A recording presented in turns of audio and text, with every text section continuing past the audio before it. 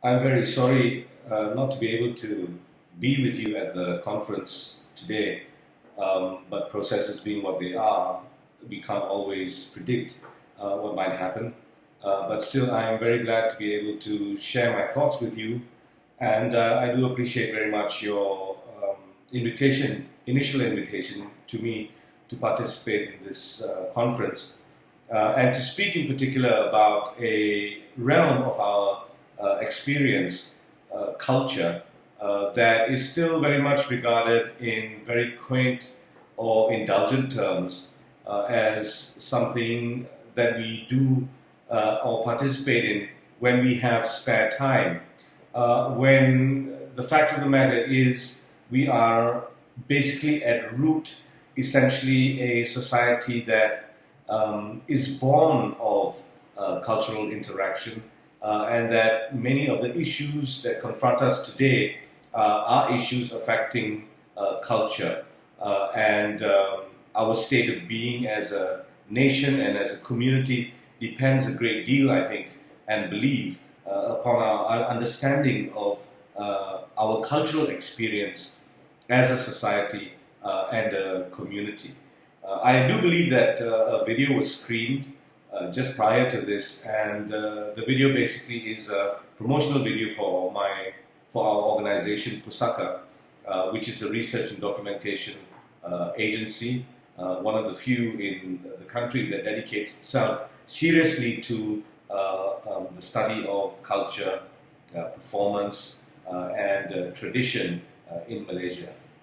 Culture, tradition, and performance are often seen to be quixotic things and really have very little to do with our common practical experience as a nation. Nothing can be further than the truth, and many of the things you have just observed on that video essentially are the mirrors or the windows into the soul of us as a nation and as a community. We live in a watershed period today, a watershed period whereby issues of identity, issues of cultural interaction, issues of our oneness as a community, and here again I assert the term community rather than nation or country, because I believe there is a life of community that transcends even the concept of the nation state. Today we are talking about Malaysian culture, negotiating Malaysian culture and Southeast Asian culture. We live, of course, in a time of greater global interaction. Southeast Asia is following on from many other more regional blocs that have come into being, mainly for trade, but also reflecting a certain kind of historical consonance or historical confluence within geographical regions of the world. So you have, of course, North American and South American alliance. You have something even stronger in the European community. And this year, of course, we look towards greater ASEAN interaction. Many of these things are targeted towards nation-state relationships, trade, economics, and politics, of course. But we always forget that the natural bind towards us as communities together, as diasporic communities together, lies in the fact that we share very often common traits and common characteristics that are essentially cultural. Since I'm speaking to largely a group of students, I should adopt, I suppose, a tutorial method that I adopt when I speak to students who attend many of my classes, particularly here in Malaysia. In Malaysia, we have a very perceived or clear sense of who we are as people, and categorically we respond to communities in that kind of way. Malay, Chinese, Indian, I think you're all familiar with that kind of categorization. What I always do when I speak to students who come essentially from a system in which these things are highly concentrated and have been very particularized, is to talk about the need to break them down. And for that, we of course need to fall back on history and fall back on matters and issues of culture. It's very practical and very conducive, of course, easy almost for us to be able to look at each other in communal terms or in communitarian terms, and I don't say this pejoratively, merely as categories, to not be able to understand the binds, historical and cultural binds that actually bring us together and that precede the understanding of who we are as a community. One of the main reasons for this, of course, is that we perceive our history through a nation-state consciousness, as in we see our history beginning in 1957 and then, of course, progressing in 1963. What I always assert is that we must begin to have an understanding of a nation-state, of us as a community, preceding the nation-state, preceding even colonialism, and venturing far back to understanding and grappling with this cultural confluence that really is at the heart of Malaysia as a cultural landscape and Southeast Asia as a cultural landscape. When we talk about a cultural landscape, we essentially talk about great diasporic movements between communities of people. As you all know, Southeast Asia is one of the most heterogeneous, polyglot, and cosmopolitan regions in the world.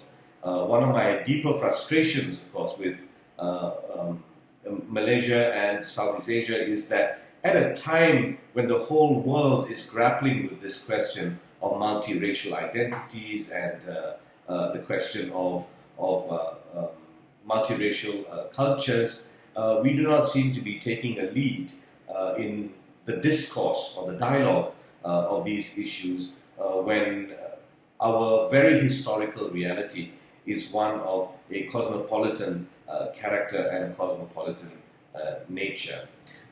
About 25 years ago, I began work. Let me speak a little autobiographically now.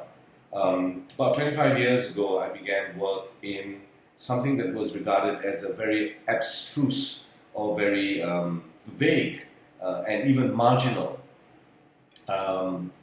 aspect of Malaysian life. That was traditional culture. We had all, of course, been raised and we've all gone to school very much conditioned into believing that traditional culture is at the heart of ourselves or our identity as a nation and a community. It is things that we've started to study and sometimes we even perform in school without really having a very deep understanding of what the genesis and what the origins of many of these cultural traditions are. I ventured up to Kelantan to study things like the shadow play, wayang kulit, and makyong, manora, and a host of other traditions. And I ventured up at an interesting time in our political history. PAS had just taken over the state of Kelantan and had introduced a new slew of policies that really departed from the policy practice of the past in most other states.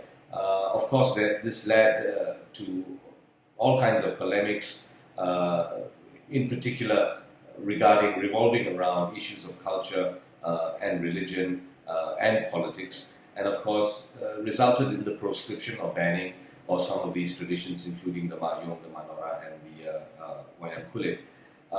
For me, it was a very interesting opportunity to begin to look and try and get a sense of the cultural depth of these traditions in the face of these kinds of political realities.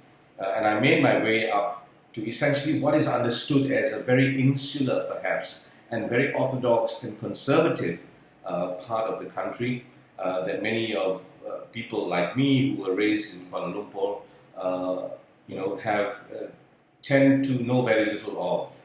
And when I ventured into Kelantan, I basically was able to grab a hold or grasp one of the most significant things I think that is very important to all of us now, that very modest cultures, very sometimes insulated or perceived insulated cultures can offer us insight into very big and broad questions, particularly of culture and its interactions. What I discovered in Kelantan, of course, was not just a community of people who were incredibly complex and profound in the traditions that they generated and the traditions that they practiced and offered the rest of this country.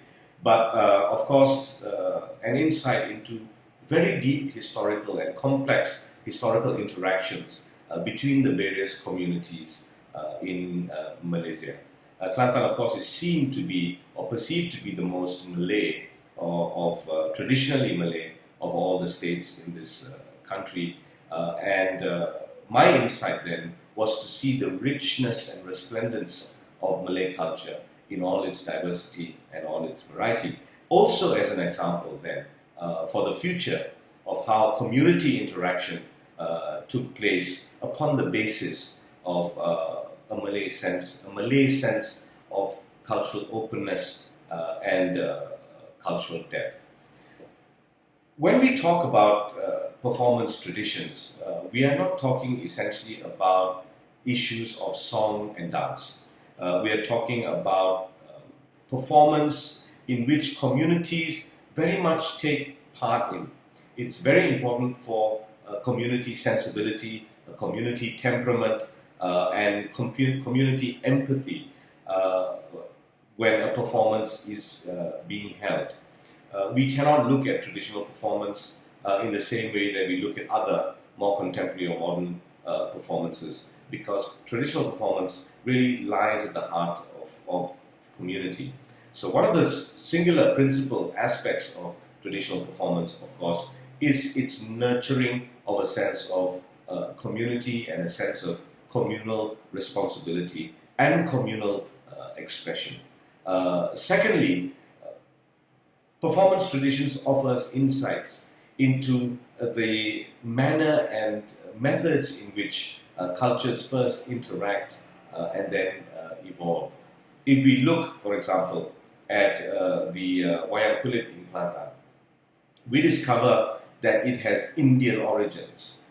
It doesn't have Hindu origins, it has Indian origins. And the Ramayana essentially is an Indian epic rather than a Hindu epic, which is a narrative and a drama, a great love story, perhaps one of the greatest love stories in the world, that traveled from India, of course, through all of Southeast Asia overland, landing in Kelantan, forming a very interesting, what I call Ramayanic crest across Southeast Asia and settling in this coastal state of northeast state of Kelantan.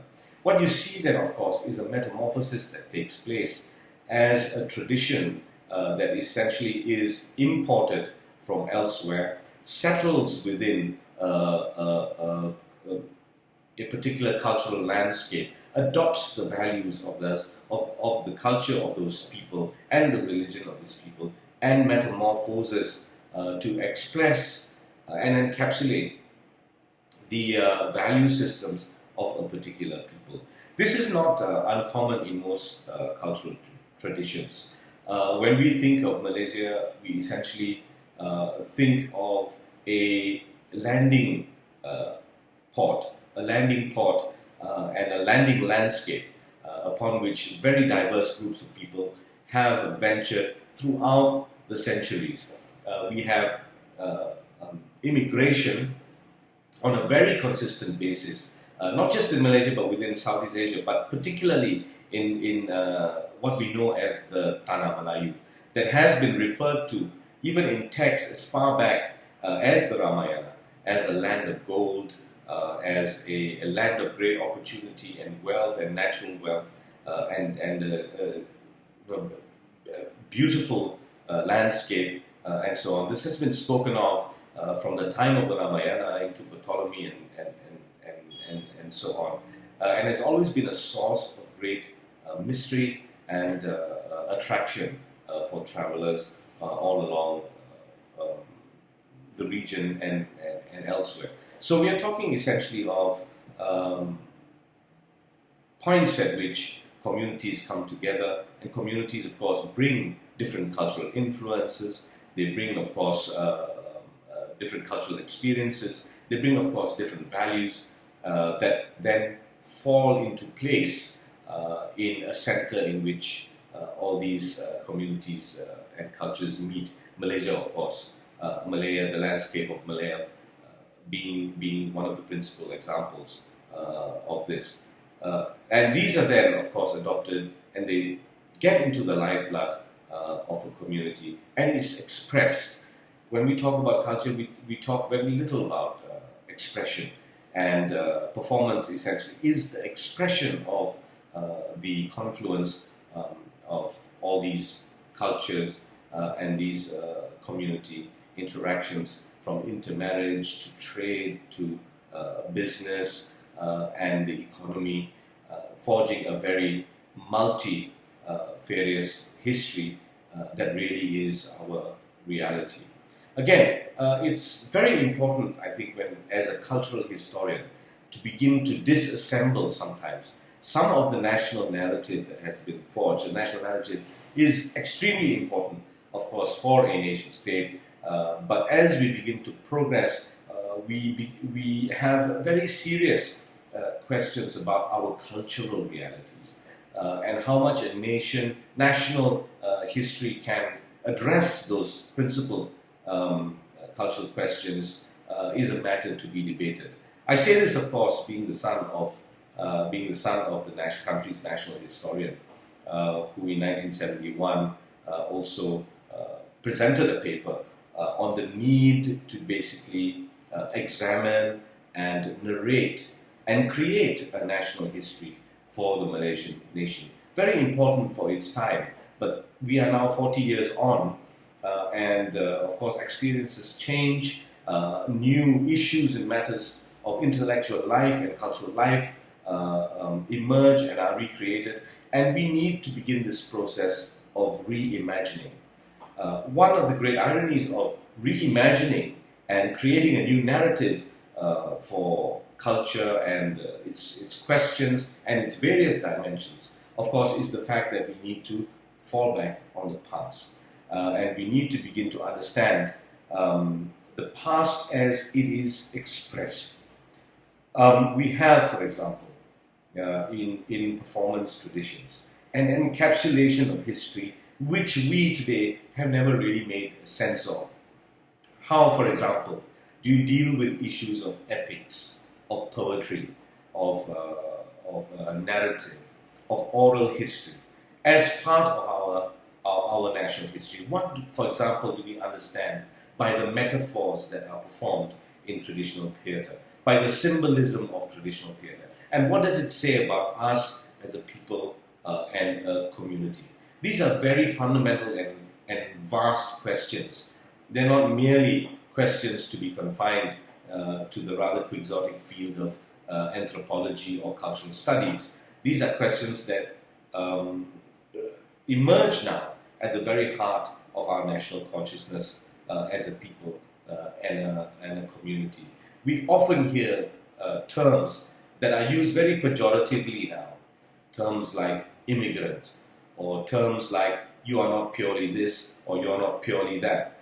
And for me, a lot of these questions are really redundant, and they really come up from a place of very great ignorance of people who really are unaware or force themselves to be unaware, or are forced themselves to be unaware of basically our culture of great confluence and interaction. We are a polyglot, as I said, a polyglot and highly complex cultural phenomenon. And we have, of course, drawn communities from all around the world, and we have also created a heterogeneous experience which is why religions and cultures and cultural practices fall very nicely in Malaysia and have done so for centuries and centuries. Always remember that even as so much of the West was grappling with issues of respective tribal and cultural identities, we in a place like Malacca were already hosting a tremendous cosmopolis. And there are very specific historical reasons for this that we need to understand. I really believe that culture, and through cultural performance, traditional performance, we are able to deconstruct many of the comings and the fabric that is our culture today, and begin to understand things in a way that is extremely complex and is even more deep-seated and profound. It's something that is very necessary for us. It's also important then for us, of course, to expand once we have this kind of knowledge and knowledge base and memory bank of Malaysia as to what it is in essence, historically, culturally. We'll begin to understand, of course, the more diasporic nature and character of Southeast Asian life. Let us just take, for example, the issue of how our states gain their own respective characteristics. As you know, the Malay people themselves are hugely, hugely complex. They come under, of course, a constitutional definition, but their historical and cultural experience is extremely, extremely different. And expressed, for example, not just in performance traditions, which then encapsulate all the distinctive features of a particular culture. For example, logat or a dialect, particular values that are particular to a culture. If you look at the two pictures behind me, one is of a Kuda Kepang performer from Johor. One is a Tok Putri performer, a shaman from Kelantan. Both of them are essentially healers, and both of them are masters of particular performance traditions. But one represents, and they're both Malay, but one represents a very significant Javanese experience. Located in Johor, that great transmigration of the Javanese people, along with the people of Sulawesi, Bugis, into Johor, the process of settlement that occurred there throughout the 17th, 18th, and 19th centuries. And the performance traditions that were brought, the language that was brought to make particular places in Johor identifiably Javanese. In Kelantan, of course, they are essentially people of the same culture, certainly under the same political classification of communities, the Malay communities. But while they share so much in common, there are so many differences between them too that lend so much to our understanding of the great diversity of one broad culture, the kind of gravitation, the kind of ripples that are created beneath one particular category. The shaman, of course, is from Kelantan, which demonstrates and boasts a very strictly Kelantan Patani experience that has deep interactions with the more northern regions of the Malay Peninsula, including Thailand, Cambodia, Laos, and so on, that makes Kelantanese culture extremely distinctive. One of the things, for example, that we have tried to promote in Pusaka's work is a cultural exchange between Malay performers, performers of the West Coast traveling to the East Coast, performers from the North traveling South, and so on, which has been very successful and very insightful for us as students of these traditions, to begin to understand how great the diversity can exist and how great the richness of Malay cultural experiences and expressions can be. The same, of course, can be said of other traditions such as the Chinese traditions and Chinese languages, the Indian traditions and Indian languages and Indian cultural experiences, that have found a very interesting place in Malaysia. One of the very interesting things, let us again begin to look at some of the curiosities and eccentricities of this kind of cultural phenomenon, and it will help me move and speak a little bit about Southeast Asia more broadly, now that we have looked at the heart, essentially, of how we might approach Malaysian culture. In the 1920s and 30s, as the Indian national movement was gaining momentum, we're talking about people like Gandhi and people like Nehru, people like Tagore, the Nobel Prize winner, a great literary figure. They began to look towards an Indian diaspora, and many of them traveled to Southeast Asia. Nehru, for example, came through collecting funds for the Congress Party throughout the Malay Peninsula. Tagore made a very much more interesting trip and traveled all through Malaya, I think into Thailand and down into Malaya, and then ventured into Java and Bali, and essentially was amazed at the great relics and the great temple structures, for example, of Borobudur that stood on Muslim Java, and how, of course, such cultural contradictions seem to find a very easy place to settle here in the Southeast Asian region. And in fact, when Tagore went back, he started to exhort many artists and filmmakers and dramatists from India to reach into Southeast Asia, to look at what an original India prior to the coming of the British and colonialism might have been. Southeast Asia, he had exhorted, was very instructive of what the pre-colonial Indian might have been. What really do we share then with the Southeast Asian region?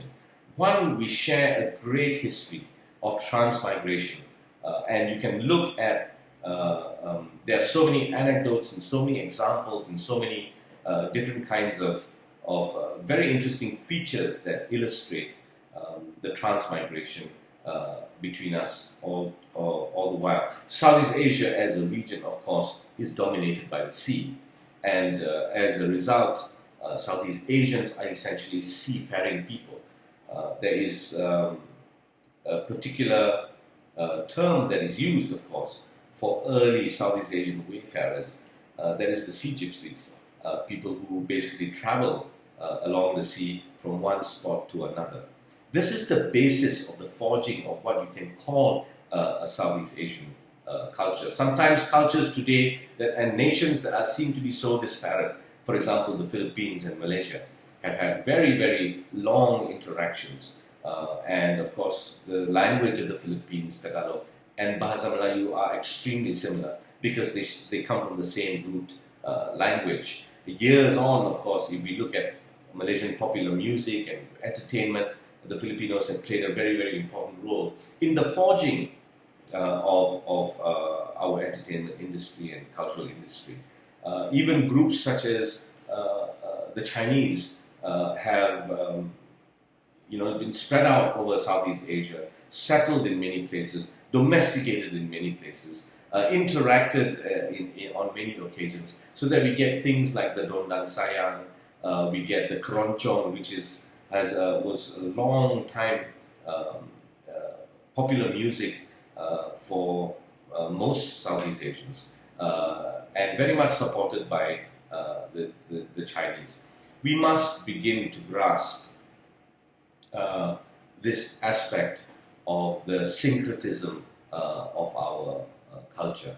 And when we begin to look, one of the major problems, I'm not sure how many of you are students of the sciences, or how many of you are students in the humanities, but really that is quite irrelevant to the fact that as people who come from a particular cultural landscape, who inhabit a particular kind of cultural experience, whatever we study, we need to have a very much more holistic and broader vision of what our education should be.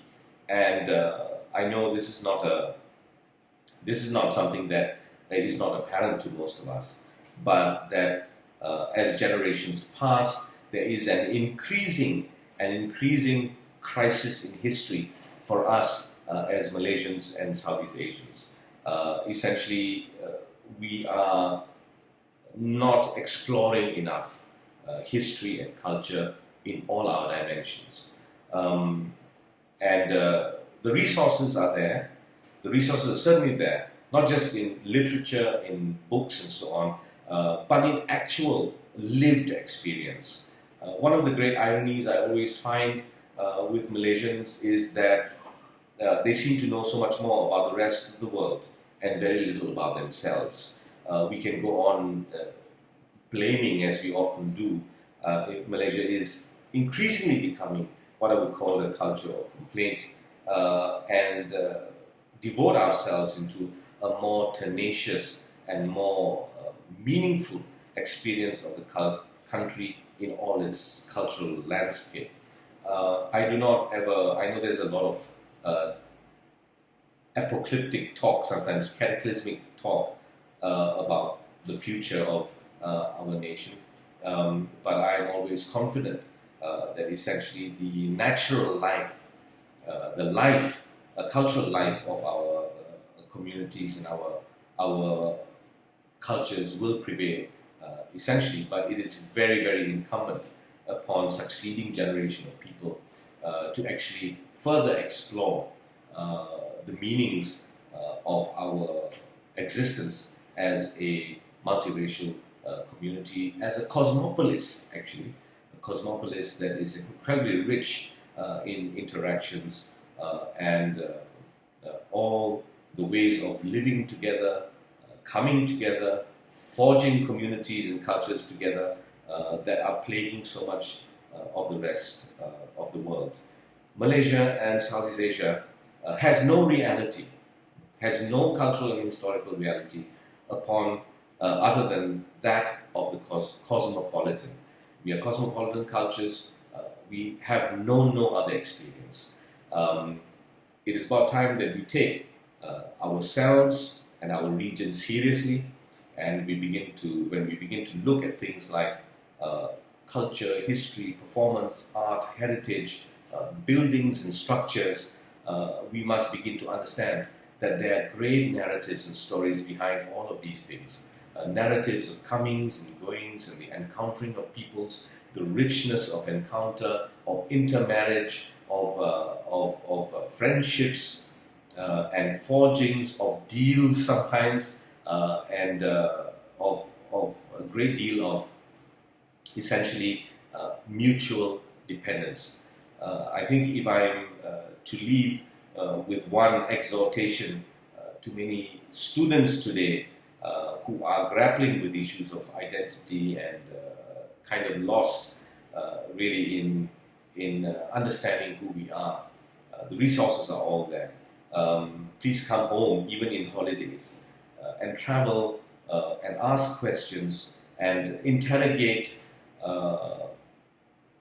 many of your own realities.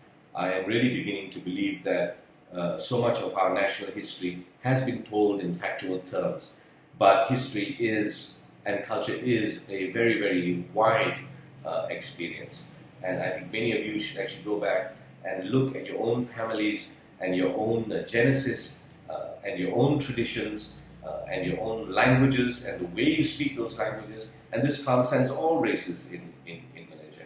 And really begin to forge a narrative for ourselves and our region that will be instructive, that will be also exciting and inspirational, not just to the rest of the world, but mostly to us. I really think that is the way forward for us to begin making sense of ourselves, giving greater meaning to ourselves, and as students, this is the most important word perhaps that should be used, allowing ourselves the facility for imagination and creative thinking. I really wish I was there with you. We could have had so much more interaction, but I hope you'd this could be stimulating in some kind of way for you to begin your own journey into this great cultural fabric that is our life and our lifeblood of nation and community. Thanks very much, and I hope to see you perhaps next year.